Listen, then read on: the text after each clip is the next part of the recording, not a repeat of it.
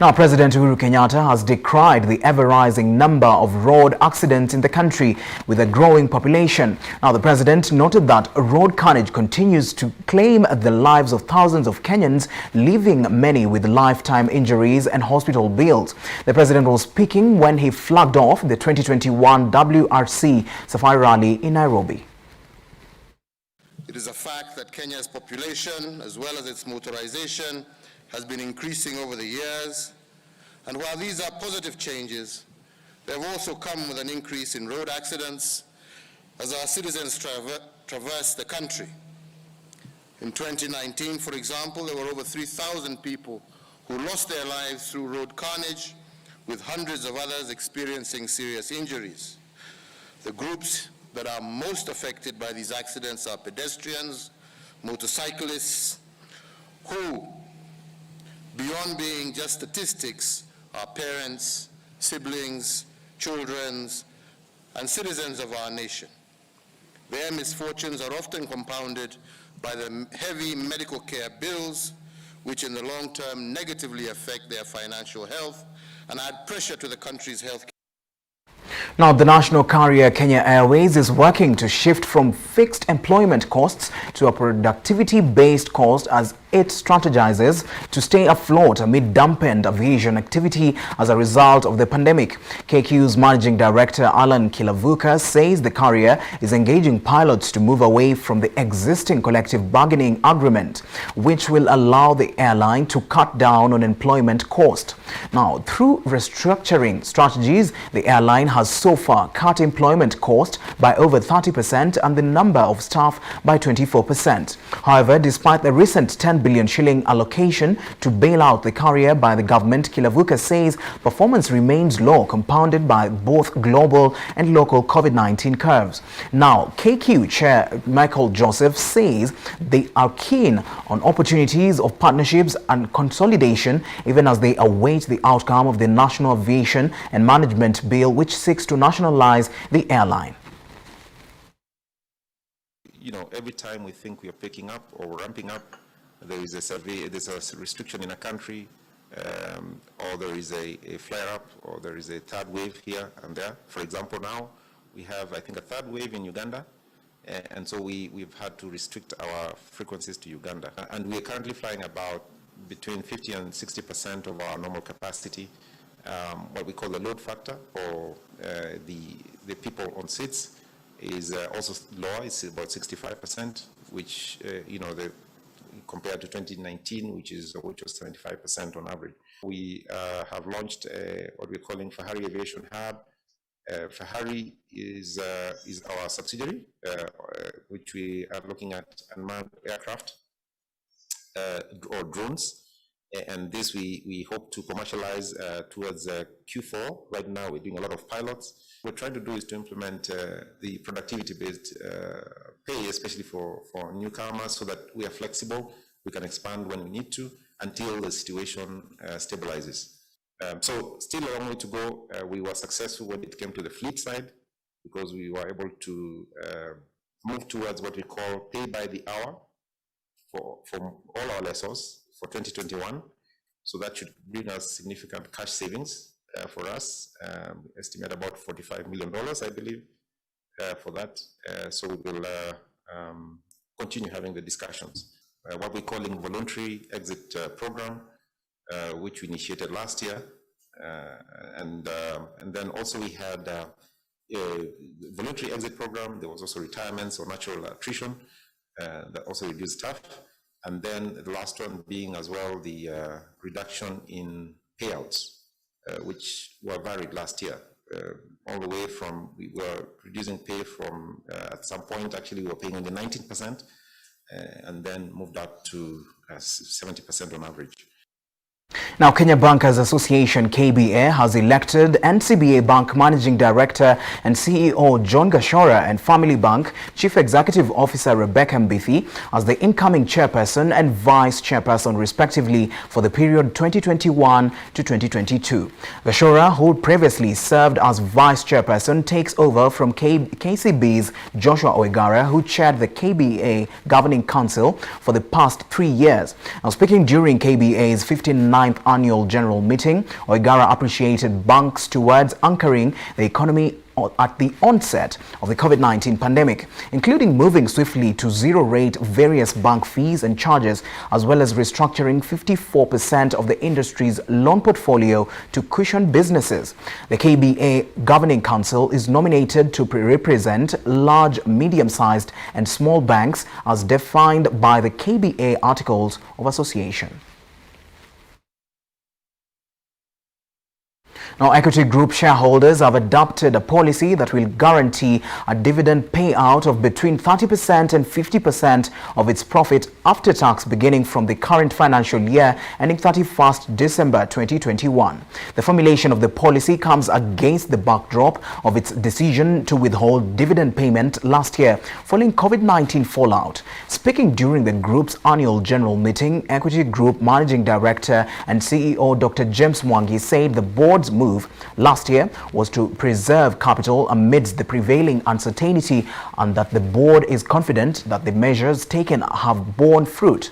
In addition, due to the pandemic, the group accommodated 171 billion shillings of loans for customers whose repayment capacity was adversely affected by the pandemic.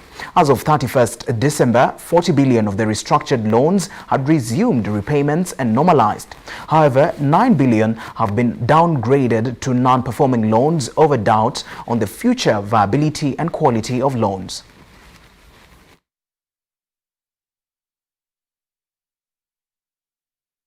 Now, ODM leader Raila Odinga has appealed for unity among NASA leaders ahead of the 2022 general elections.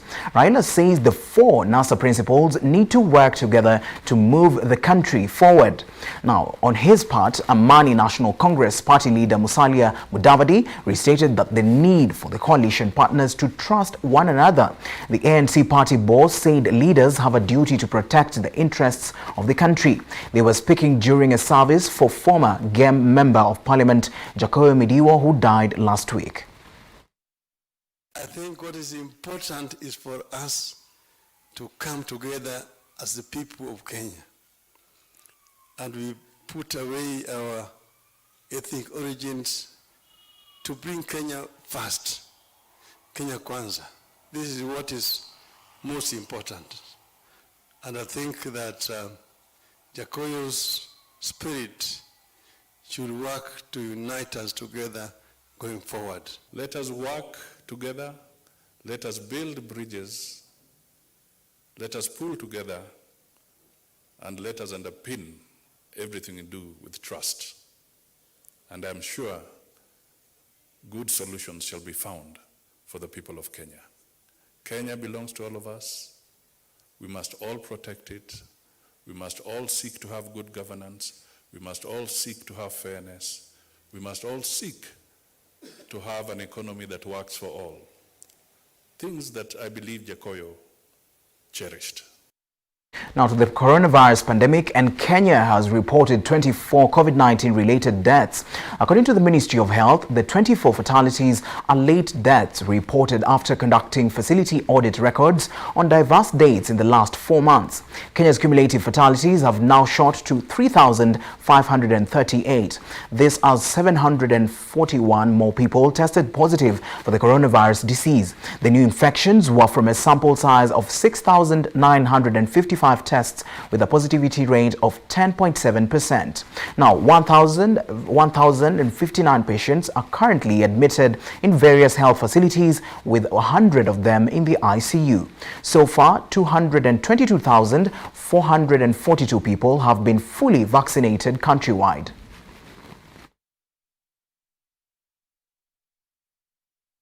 Meanwhile, the UK has added Uganda to its COVID-19 red list following the swelling number of infections and deaths in the country. UK Transport Secretary Grant Shapps announced that people coming from the red-listed destinations would need to quarantine in a hotel. Now, only British nationals and UK residents will be allowed to enter the UK if returning from the red list destinations. This as Uganda seeks divine intervention amid the rising numbers. President Yoweri Museveni declared declared Friday, which is today, a public holiday to hold national prayers. Uganda has reported over 75,000 coronavirus cases, with total fatalities standing at 781.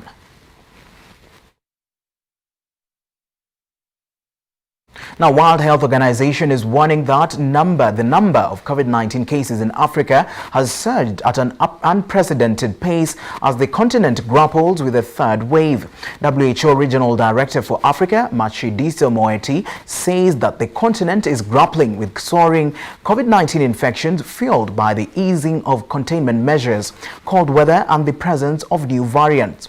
She said that the continent can avert the worst outcomes as it struggles with the third COVID-19 wave of infections. Subject to strict adherence to public health protocols combined with speedy vaccine rollout. Statistics from Africa Center for Disease Control and Prevention indicate that continent has reported at least 5.3 million COVID-19 cases with nearly 140,000 fatalities as of Thursday. 5 countries including South Africa, Morocco, Tunisia, Egypt and Ethiopia account for 62% of all cases reported in the continent as 3 major variants drive upsurge. We've surged past last year's peak, and at the current pace, continental cases will surpass the second wave's peak in just about 3 weeks. This is incredibly worrying. With rapidly rising case numbers and increasing reports of serious illness, the latest surge threatens to be Africa's worst yet. The epidemic is resurging in 12 African countries, and we are closely monitoring rising cases in another 14. Health systems are already pushed to the breaking point in a number of African countries. Let's now look at how the forex market is performing.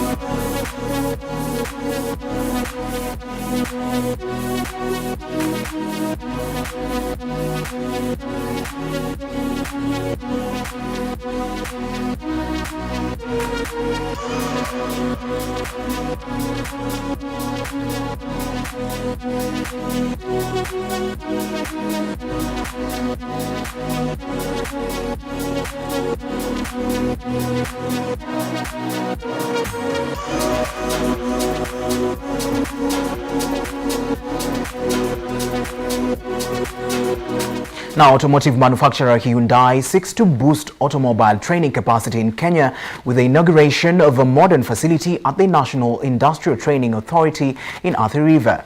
Now, NITA Director General Stephen Ogenga said that the authority is committed to providing quality industrial training for enhanced productivity. Ogenga further said the aim is to seek and positively ensure efficient service delivery with a view to increasing customer satisfaction through provision of a globally competitive and adequate workforce for industrial development. NITA will provide necessary facilities to the youths identified with disadvantaged backgrounds to sharpen their knowledge and skills for their future career. Authorities say that the project will be beneficial for both the youth and industry in Kenya by providing a bridge from institute to work.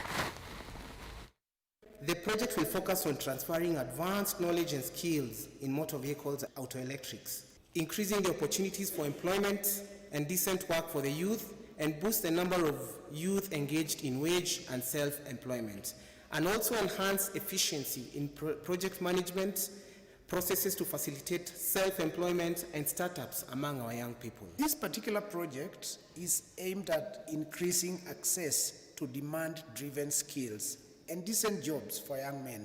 As planned, we work with vulnerable communities. In line with our President's Big Four agenda, we're also looking at bringing the Hyundai to local assembly. This will contribute to the manufacturing section and will no doubt bring our world-renowned products that come standard with all the exciting features and build quality that is backed by Hyundai's 5-year warranty closer and more affordable to the Kenyan market. Now, oil prices rose on Thursday as traders continued to sift through the latest U.S. fuel inventory data.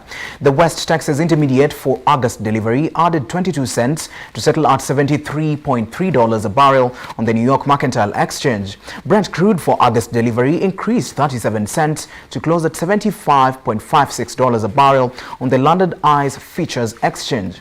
Prices garnered some support from a larger than expected drop in U.S. crude stockpiles.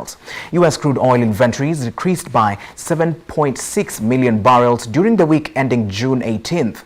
The U.S. Energy Information Administration said in a report. Now, the report also showed an unexpected reduction in gasoline stocks of 2.9 million barrels during the period. Now, traders awaited a key meeting of the Organization of the Petroleum Exporting Countries and its allies slated for July 1st to review production levels.